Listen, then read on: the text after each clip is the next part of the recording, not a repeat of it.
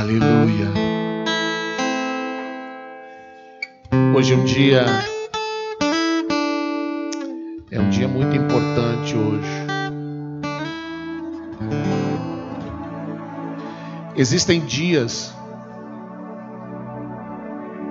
A palavra diz que quando nós estamos em Cristo não há uma diferença de dias e dias. Que todos os dias são do Senhor. Mas eu entendo que há dias que eles têm um impacto muito grande em nossa vida. E se nós não amarmos ao Senhor de tal forma que possamos entender esses dias,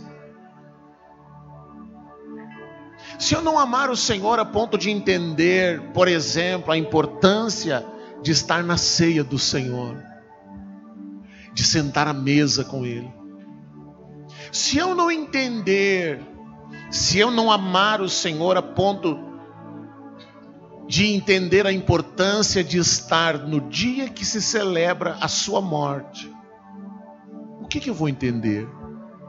Se eu não entender a importância de estar na casa do Pai no dia em que nós celebramos a Páscoa, então o que eu vou viver da minha vida com o Pai? O que será importante então na minha caminhada? O que eu vou amar então nessa caminhada com Ele? Às vezes nós precisamos ouvir o Senhor nos perguntar umas 10 vezes: tu me amas?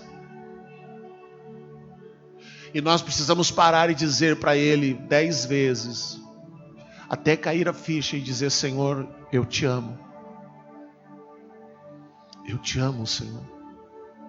Eu te amo. Porque a qualidade do nosso amor com Cristo, para com Cristo, comparado com a qualidade do amor que Ele teve para conosco, é muito baixa. O nosso nível de amor por Cristo não se compara ao nível de amor que Ele teve, porque Ele se deu. E muitas vezes nós não estamos dispostos a nos dar. Nós temos reservas. Nós não queremos entregar tudo. Nós queremos reter partes. Mas a gente diz que deu a vida para Ele. Será que nós demos a vida para Ele? Oh Pai, estamos aqui reunidos nessa noite, Senhor. Há mais de 2000 anos atrás, numa tarde de sexta-feira, o grito foi dado. O Senhor expressou suas últimas palavras: está consumado. E hoje nos reunimos aqui, Senhor, como igreja, para nos lembrar desse dia, para nos voltar para a cruz, para entender a cruz, para discernir a cruz. Espírito Santo, vem ministrar no nosso espírito nessa noite, Senhor. Senhor, que o cansaço não nos impeça de te adorar. Que não haja nada em nossa vida, em nosso corpo, em nossa mente, em nosso espírito, em nosso ser, em nossa alma, que nos impeça de entrar no Santo dos Santos, de estar na fumaça, de olhar nos teus olhos, de dançar contigo, de te amar, Senhor. Um amor de qualidade, um amor sagrado, um amor santo, um amor sacrificial por Ti, Senhor. Ministra o nosso espírito nessa noite. Fala conosco nessa noite, Espírito Santo. Nos pega por dentro, Pai. Nós queremos Te ver. Nós queremos Te ver, Senhor. Porque se não for por Ti, por que viríamos, Pai? Se não for para Te ver, não há sentido estarmos aqui. Fala conosco, Pai. Fala conosco, Pai. Em nome de Jesus. Em nome de Jesus. Abrace alguém, 2, 3, 4, 10, antes de você sentar. Aleluia. Aleluia. Glória a Deus. Nós vamos abrir a palavra de Deus no Evangelho de João, capítulo 19, verso 30. João 19, verso 30. E depois também vamos ler, para começar, Colossenses 2, 13 ao 15. Então vamos lá. Quando, pois, Jesus tomou o vinagre, disse: está consumado. E inclinando a cabeça, rendeu o espírito. Quando, pois, Jesus tomou o vinagre, disse: está consumado. E inclinando a cabeça, rendeu o espírito. Vamos ver Colossenses 2, verso 13 ao 15. E a vós outros que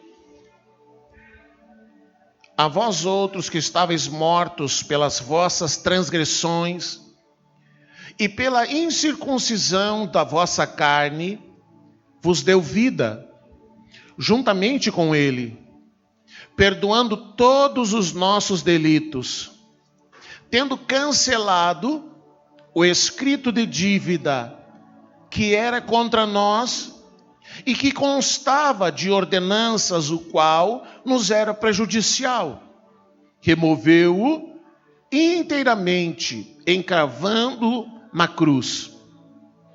E despojando os principados e as potestades, publicamente os expôs ao desprezo, triunfando deles na cruz. Amém? Deixe marcado, e nós queremos mergulhar o nosso coração nessa noite. Uma das coisas mais básicas da nossa vida cristã, e que tem sido menos entendido, menos compreendido pela igreja moderna, exatamente é a cruz. Se nós não conseguirmos entender que salvação foi essa que Cristo nos deu, se nós não conseguirmos entender o que Cristo fez na cruz, se nós não conseguirmos entender o que significa estar consumado, se nós não conseguirmos entender o que nós recebemos através de Cristo, quando Ele foi recebido como Senhor e Salvador de nossas vidas, se nós não entendermos a cruz, logo nós não entendemos a salvação. E se nós não entendermos a parte mais básica da vida cristã, logo nós vamos andar neste mundo como herdeiros que não desfrutam daquilo que o Pai lhe deu. Muitos cristãos hoje são como aquele cidadão que juntou os seus recursos e comprou uma passagem para fazer uma viagem num cruzeiro. Mas todos os seus recursos se esgotaram quando ele comprou a passagem. Chegou no dia, fez a sua mala, embarcou naquela viagem, num lindo navio, e viajou pelos mares por 7, 10, 15 dias. E por aquele período de tempo, ele ficou na sua cabine, ele ficou no seu quarto, no seu lugar. E lá ele ficou sem fazer refeições, sem participar de nada. E quando no último dia ele foi encontrado, já fraco, debilitado, desidratado, e ele foi questionado por que ele não fez as refeições, por que ele não usufruiu da viagem. Então ele vergonhosamente, ele disse assim: eu não tinha dinheiro para pagar as refeições, eu não tinha dinheiro para ir ao restaurante e pagar o almoço, a janta, o café, as refeições. Então, o imediato, a pessoa que o atendeu, admirado, disse: mas você não pagou a passagem? Ele disse: paguei.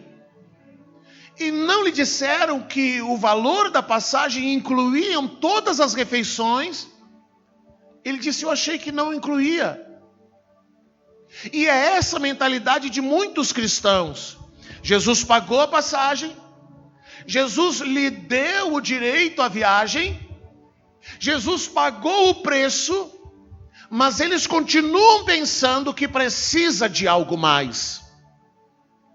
Eles estão numa viagem, eles não desfrutam dessa viagem, eles não desfrutam da companhia de Cristo, eles não desfrutam da salvação, porque dentro do seu espírito eles entendem que precisa algo mais. E nessa noite nós precisamos entender que a cruz foi o suficiente. A cruz foi o suficiente. A cruz foi suficiente para pagar tudo o que precisava ser pago. Quando João Batista teve a visão de Cristo, ele teve a revelação de Cristo como o Cordeiro de Deus. Quando João Batista, quando Jesus vai às águas do Rio Jordão, e ele se apresenta a João Batista para descer as águas do batismo, e João Batista traz aquela revelação, foi o primeiro que apresenta Cristo de uma forma clara como o Cordeiro de Deus. Ele então aponta para Jesus e diz: eis o Cordeiro de Deus que tira o pecado do mundo. Essa foi a revelação. Lá em Gênesis, Jesus estava lá representado, Jesus estava sendo de uma forma muito figurada, quando Abraão estava no alto do monte e ele ia sacrificar o seu filho, mas ele o tempo inteiro disse para Isaque: o Senhor proverá um cordeiro para si.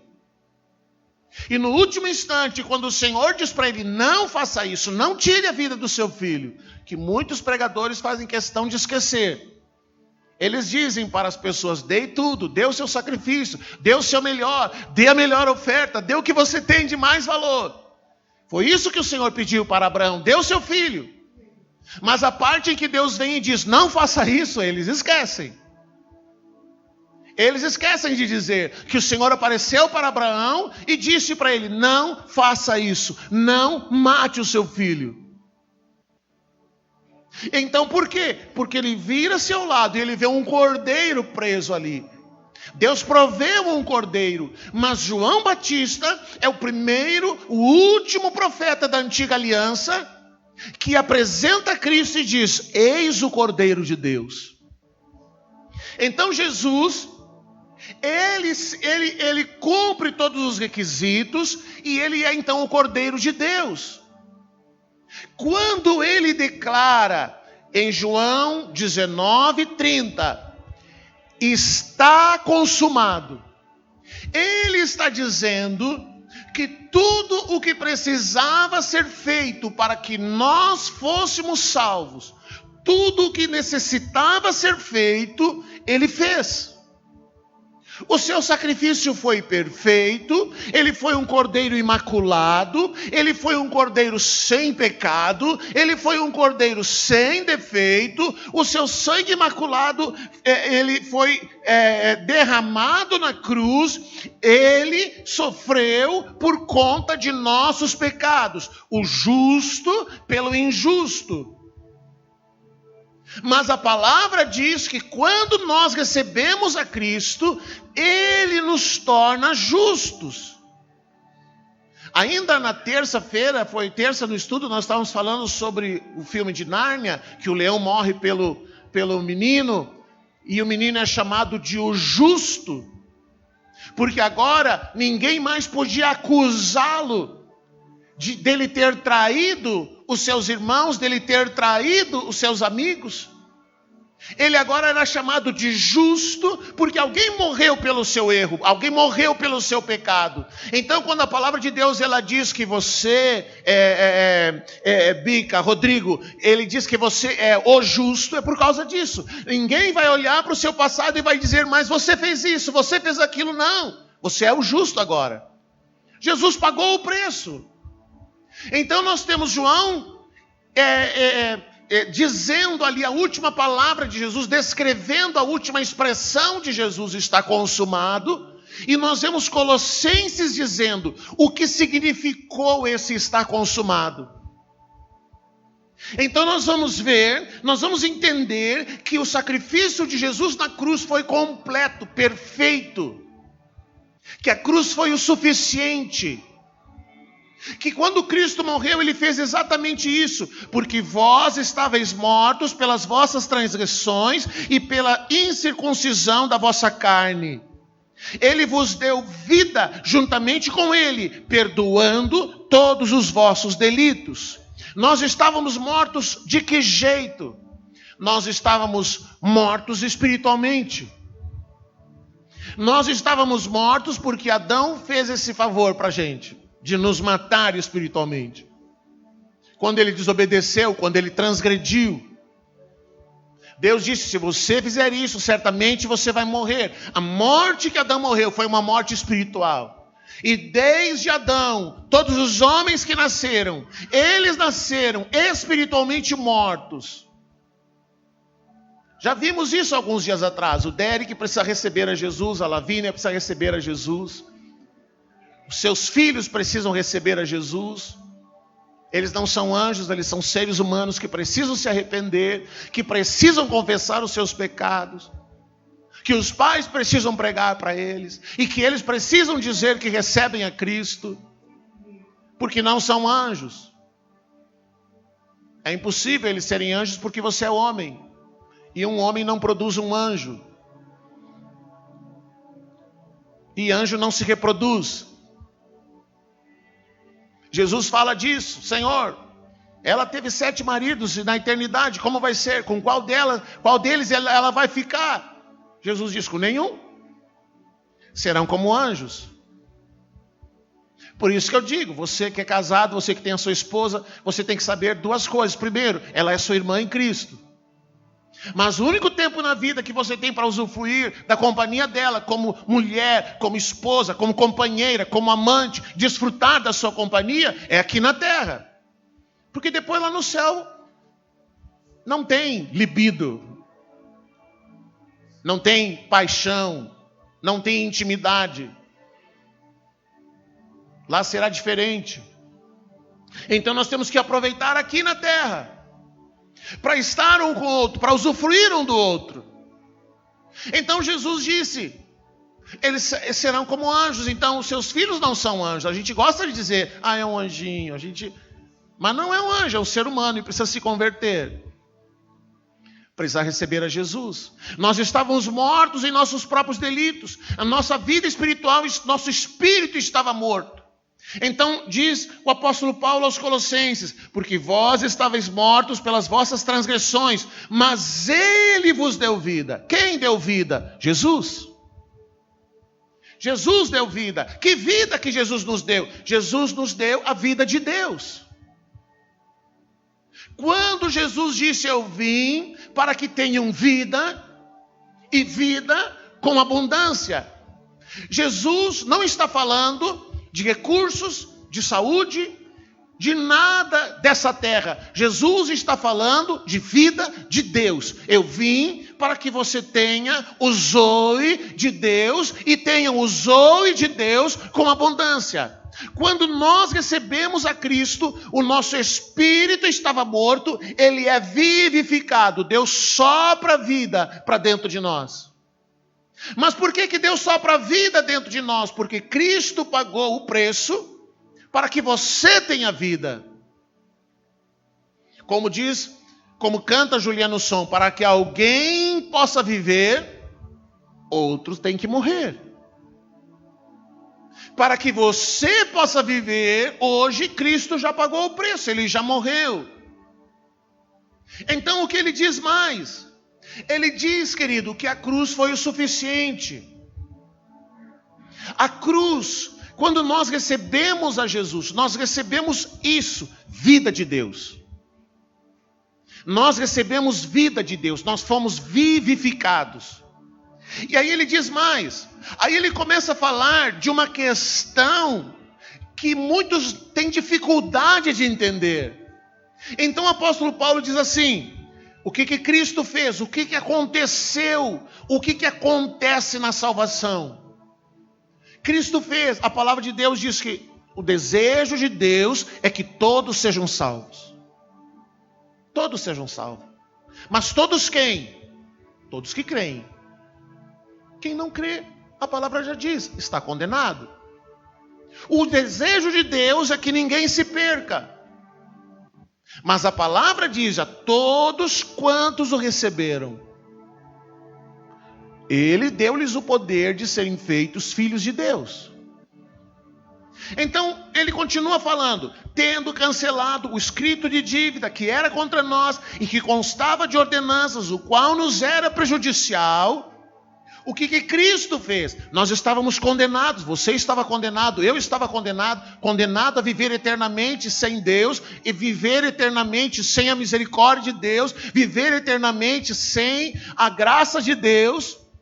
Mas quando nós o recebemos, o que Cristo fez? Ele pegou toda a dívida de pecado e ele rasgou, ele encravou na cruz,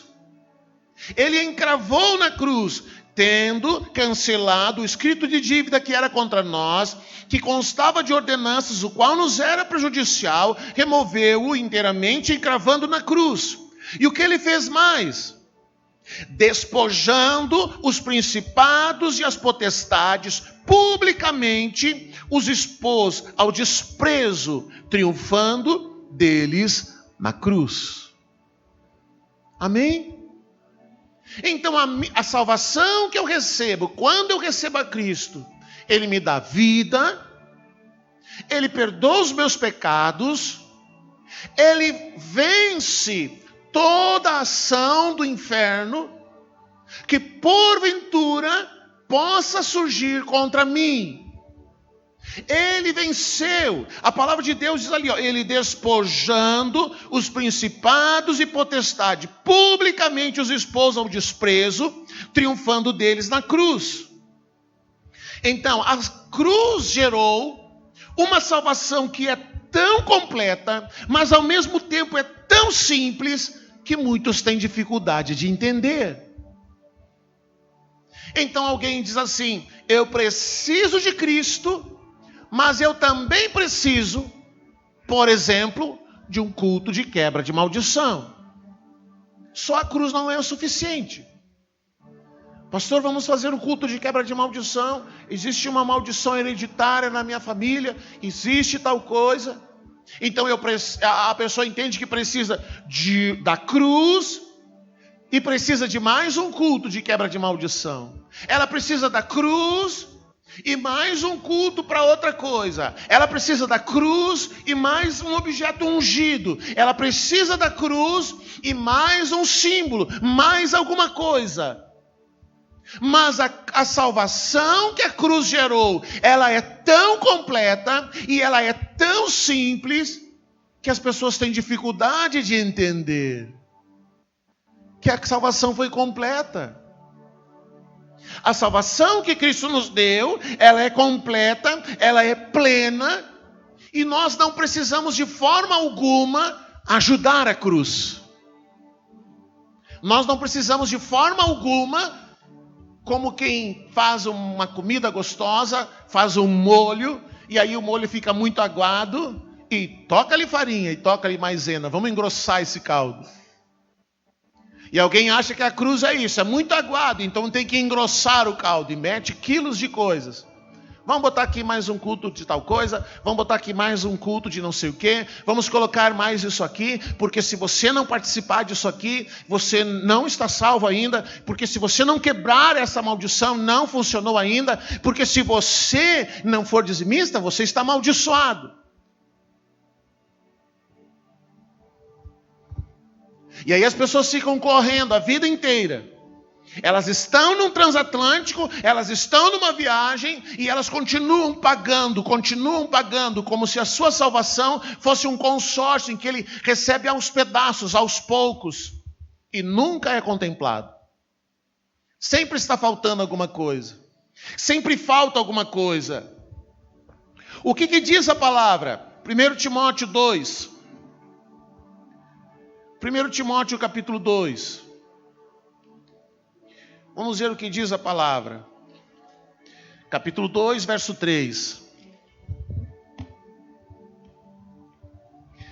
Isto é bom e aceitável diante de Deus, nosso Salvador, o qual deseja que todos os homens sejam salvos e cheguem ao pleno conhecimento da verdade.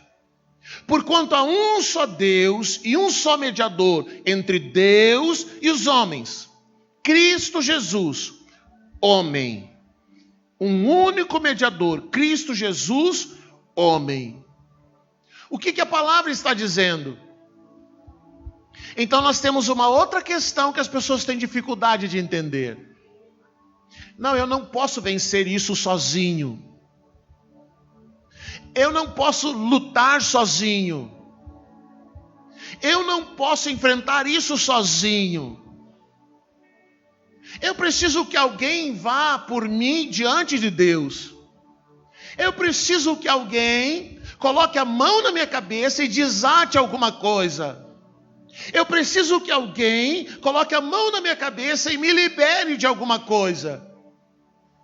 Então, até a cruz, os homens precisavam de um mediador. Ninguém tinha acesso ao Senhor. Eles dependiam de um sacerdote que fosse por eles diante de Deus. Então, se eles estavam em pecado, o sacerdote tinha que ir por eles diante do Senhor. O sacerdote ia pedir o perdão. O sacerdote era o mediador. Porque ninguém podia entrar também no Santo dos Santos. Então a palavra diz que quando Jesus morreu, o véu se rasgou. Ou seja, eu não preciso de um mediador. Eu não preciso que alguém faça por mim. Eu não preciso que alguém desate alguma coisa na minha vida. Eu preciso entender a cruz. Eu preciso entender que Jesus pagou o preço, e o preço que ele pagou foi suficiente, e que eu não preciso de um homem, eu não preciso de alguém que faça isso por mim. Eu preciso entender que Cristo é o meu mediador. Eu preciso entender que eu não preciso ter medo, eu não preciso viver com medo do diabo. Eu não preciso viver com medo do diabo. Me rogaram uma praga. Me lançaram uma maldição. Porque lá no passado alguém me disse tal coisa. Porque alguém disse que colocou meu nome aqui e ali. Porque alguém falou tal palavra. Porque alguém lançou tal maldição sobre a minha vida. Porque era um pastor e ele me amaldiçoou. Porque era tal pessoa e aquela pessoa me amaldiçoou. E eu vivo com isso desse jeito. Então você precisa entender a cruz, porque a palavra diz que tudo que estava escrito contra mim, Jesus rasgou na cruz. Então, se lá no passado alguém te amaldiçoou e você recebeu a Cristo, já era. Não tem mais poder sobre a sua vida, não tem mais poder sobre os seus filhos, não tem mais poder sobre os teus descendentes. A maldição foi quebrada. A palavra diz: maldito todo aquele que desce ao madeiro. Então haviam maldições, haviam pragas. Você vem de uma herança idólatra, você vem de uma herança ocultista, você vem de uma herança em que participou de sacrifícios de animais, de sacrifícios de sangue. Você fez algum ritual, você fez tal coisa, você fez alguma oferenda, alguém entregou seu nome, alguém entregou você, era um bebê, era uma criança, enfim, e agora você de tempos em tempos diz: mas eu sofro por causa disso. Não, meu filho, você não sofre mais por causa disso, porque Jesus já pagou o preço. Agora, você é um herdeiro, você está na viagem, você está no transatlântico, mas você acha que não pode desfrutar de Cristo. Você acha que tem que sofrer por conta de uma maldição. Então você precisa entenda isso. Pode fazer o que quiserem. A palavra de Deus diz: você está nas mãos de Cristo. E se você está em Cristo, e se você vive a sua vontade, e se você está nele, a palavra de Deus diz que até o diabo vai fazer apenas o que o Senhor permitir que ele faça. Podemos olhar o exemplo de Jó. Não foi o diabo quem decidiu: eu vou fazer tal coisa. Foi Deus que disse: vai e faça tal coisa. Mas não significa que Jó era uma pessoa ruim, não significa que Deus estava castigando ele, não, apenas significa que Deus estava alinhando algumas coisas na vida dele. Então às vezes nós confundimos, nós pensamos que é o diabo e não é. Mas se for o diabo, você precisa aprender que a ele você precisa dizer, você precisa declarar a ele, você precisa mostrar a ele o que Jesus fez. Olha, diabo, existe tal maldição, ela existiu na minha família, porque existe uma maldição na minha família de que ninguém fica casado, que todo mundo se separa, que todo mundo trai, que todo mundo não sei o quê. Existe uma maldição na minha família de que os homens sofrem de câncer, de que as mulheres não sei o quê. Existe isso, diabo, mas Jesus já levou essa maldição. Essa maldição não tem poder sobre a minha vida. Essa maldição não tem poder sobre os meus filhos, essa maldição não tem poder sobre mim. Fique sabendo, ó inferno, que Jesus já pagou o preço. Não há poder e domínio sobre mim. Agora, Senhor, se é algo teu, se é algo que o Senhor está fazendo, amém, glória a Deus, eu aceito, é a tua vontade. Agora, se é o inferno, em nome de Jesus, seja quebrado. Eu preciso entender isso. Mas a palavra, ela está dizendo que Cristo é o mediador. Quando a palavra diz que Cristo é o mediador, eu vou dizer algo que parece uma heresia, mas não é. Você não precisa depender de um pastor. Você não precisa dizer: não, eu quero que o pastor coloque a mão na minha cabeça, porque a oração do pastor, uau. Eu quero que o pastor ore pela minha esposa, que ore pelo meu marido. Mas vocês têm uma aliança de sangue. Você e o seu marido têm uma aliança de sangue.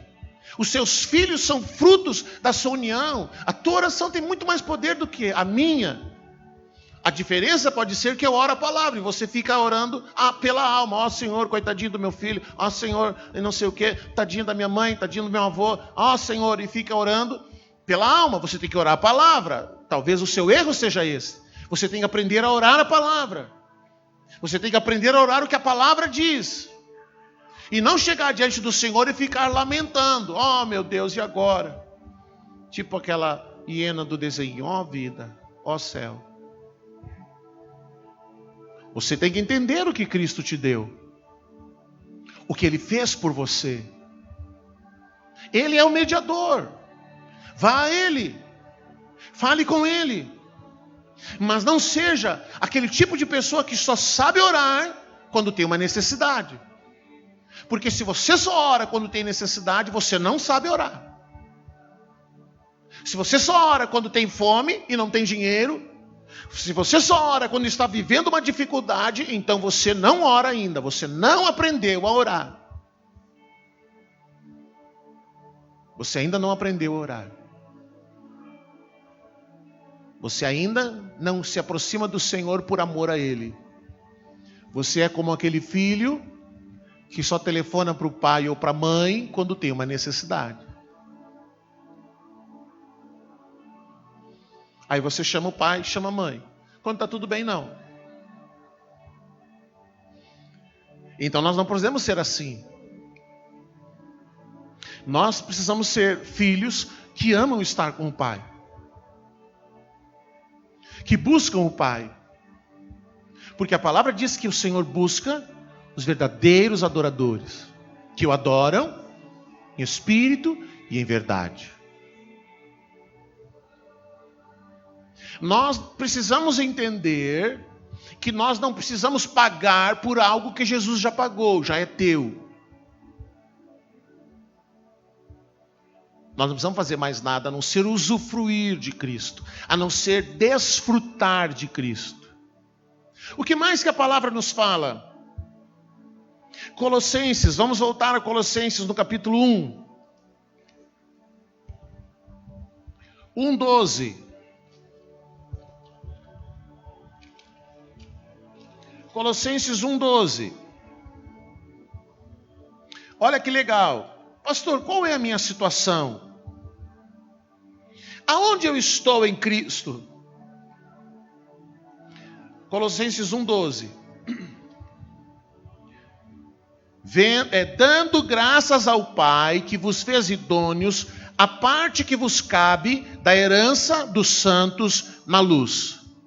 Ele nos libertou do império das trevas e nos transportou para o reino do Filho do seu amor, no qual temos a redenção, a remissão dos pecados. Então, Paulo escreve: antes você estava no império das trevas. Porque você pega todo ser humano, todo homem, toda mulher, todo ser humano que há sobre a face da terra, ou ele está de um lado, ou ele está de outro. Ou ele está no império das trevas, ou ele está no reino. Ou ele está em Cristo e servindo a Cristo, ou ele está no mundo servindo ao príncipe das trevas. Então, Paulo diz ali: Ele nos libertou do império das trevas e nos transportou para o reino do Filho do seu amor. Isso não tem a ver com a pessoa ser boa ou má. Porque há muita gente boa que não é cristã. E muita gente má que é cristã. O cristianismo não tem a ver com um bom caráter ou mau caráter.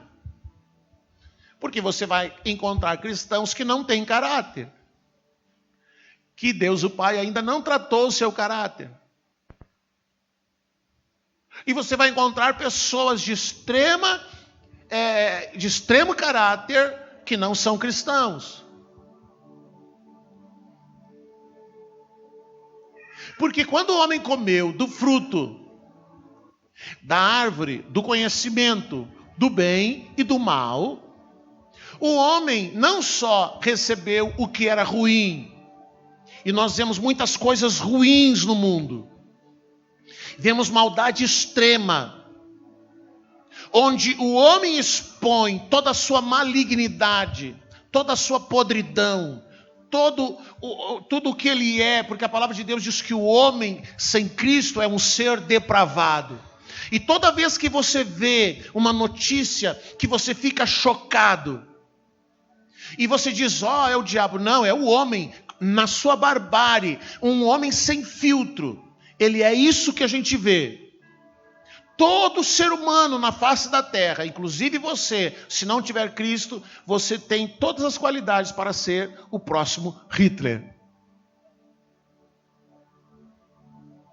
Para ser o próximo Nero. Todo ser humano tem essas qualidades. Todo ser humano. Então você vê o homem fazendo a barbárie, você vê o homem fazendo coisas terríveis, nem vou citar, nem vou falar. Todo tipo de maldade, mas é fruto da árvore do conhecimento do bem e do mal. Mas você vê também pessoas que não são cristãs, que fazem muitas coisas boas.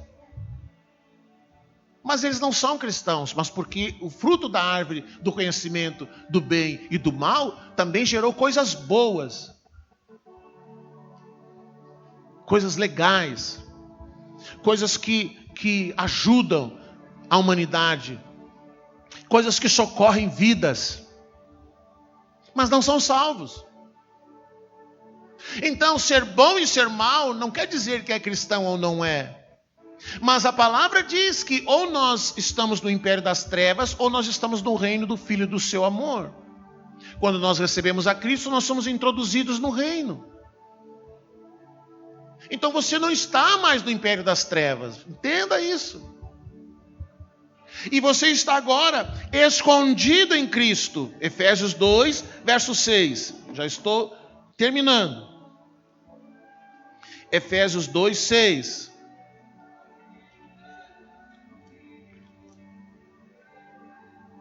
Efésios. Vamos lá, Efésios, pare de se esconder. Efésios 2, 6.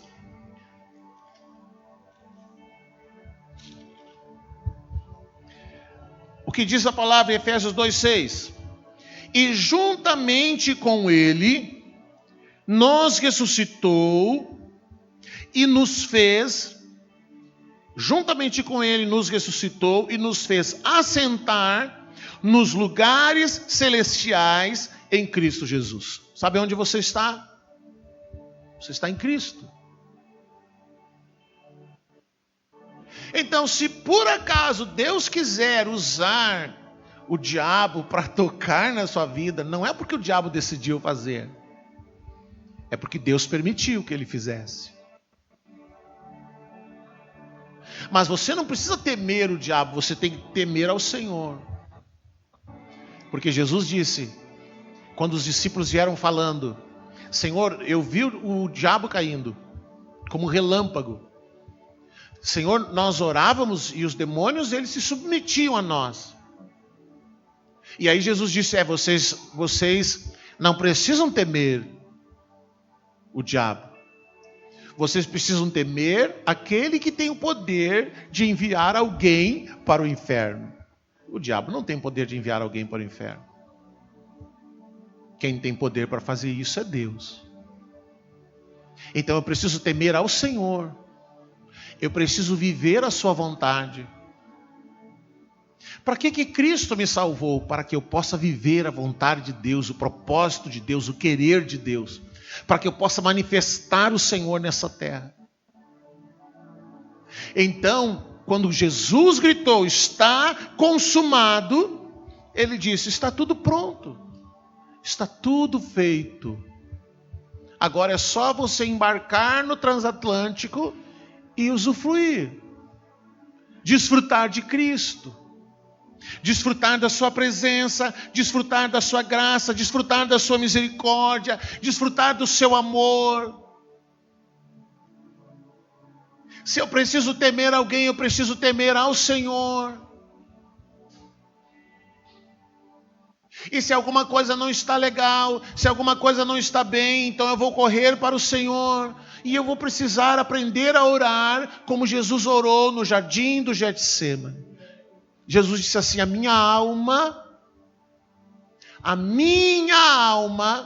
está aflita até a morte.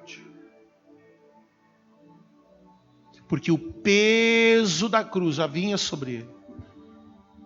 Então ele foi orar. Porque o que sofre em você é a sua alma. Não é o seu espírito.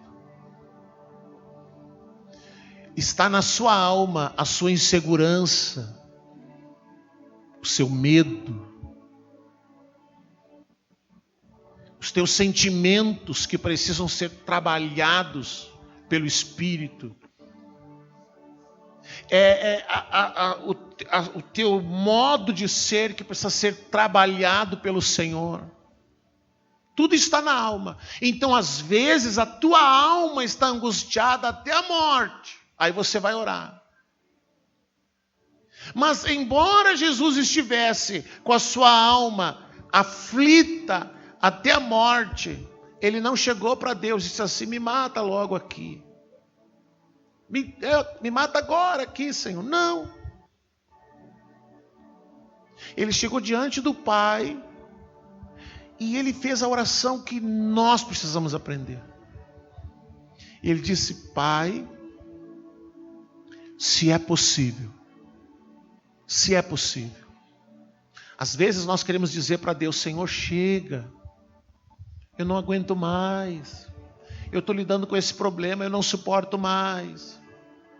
Eu não suporto mais viver tal situação. Senhor, faça isso. Jesus disse: Senhor, se é possível, passa de mim esse cálice. Mas, no entanto, seja feita a tua vontade. Então nós precisamos, na hora que a nossa alma está aflita, nós precisamos chegar diante do Senhor e dizer: Senhor, eu não estou aguentando. A minha alma não aguenta. Eu não suporto essa pressão. Mas seja feita a tua vontade. Seja feito o que o Senhor quer fazer. Faça a tua vontade, Senhor. A tua vontade, Senhor. E se é da tua vontade que eu passe por esse vale, o que diz o Salmo 23, ainda que eu ande pelo vale da sombra da morte, a tua vara e o teu cajado me consolam. Então você tem que aprender a ser consolado pelo Senhor. Você lembra que Paulo disse: eu fui consolado pelos irmãos.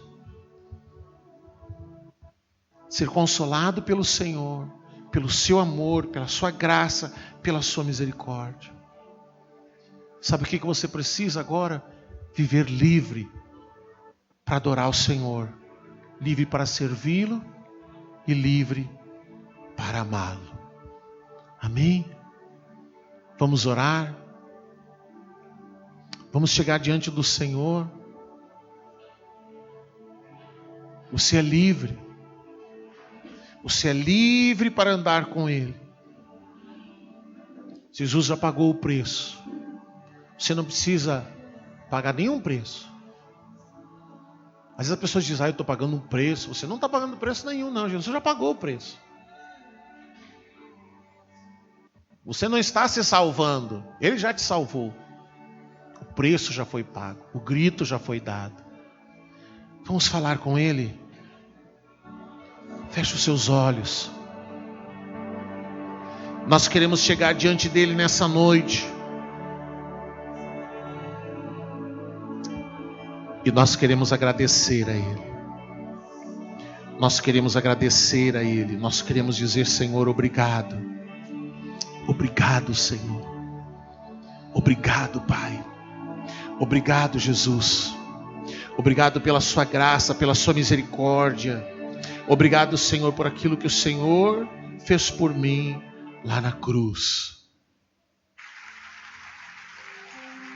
Feche os seus olhos.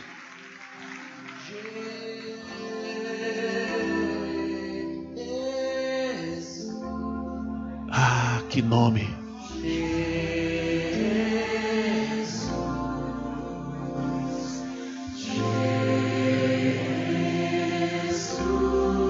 Oh Pai,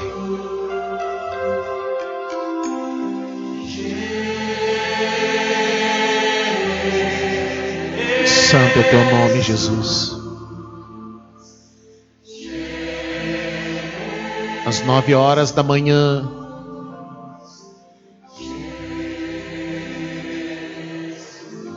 Jesus foi colocado naquela cruz.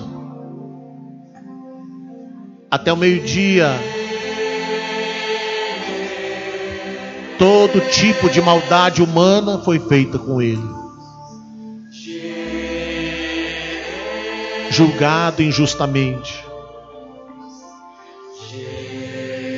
Ele entende quando você sofre uma injustiça, porque ele sofreu toda a injustiça.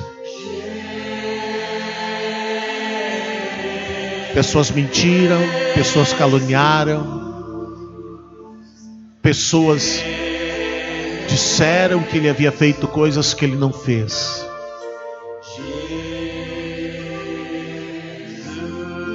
Ele não tinha motivo para ser condenado à morte.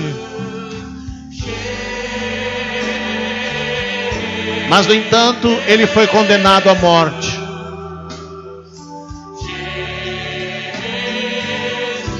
E até o meio-dia ele sofreu todo tipo de injustiça. Mas a palavra de Deus diz que do meio-dia até as 3h da tarde, quando ele finalmente gritou, está consumado, houve trevas. Houve trevas, diz a palavra. Porque nesse horário, nesse tempo,